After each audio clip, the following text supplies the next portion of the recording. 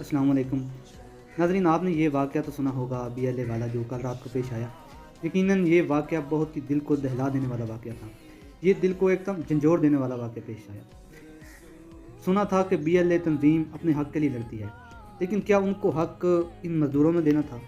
ان کی لڑائی پاک فوج اور پاک حکومت سے تھی۔ ان نہتے شہریوں کا کیا قصور تھا؟ ان کا قصور یہ تھا کہ یہ پنجاب سے تھے۔ ان بی ایل اے والوں نے رات کو 9 افراد کو شہید کیا جن کا تعلق پنجاب سے تھا۔ ان میں سے 2 افراد جو کہ اپنے والد کی موت پر گھر جا رہے تھے۔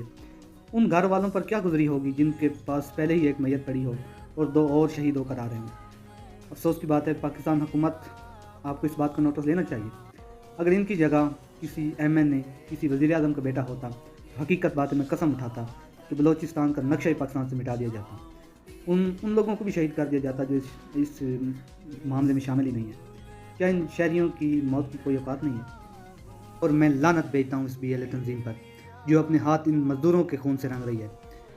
لعنت، بے شمار لعنت بھیجتا ہوں۔ جو ان کو سپورٹ کرتے ہیں ان کو بھی لعنت بھیجتا ہوں۔ اللہ تعالیٰ معاف کرے، اللہ تعالیٰ ان مزدور جو کہ شہید ہوئے ہیں، اللہ تعالیٰ ان کو جنت الفردوس میں اعلیٰ مقام عطا کرے۔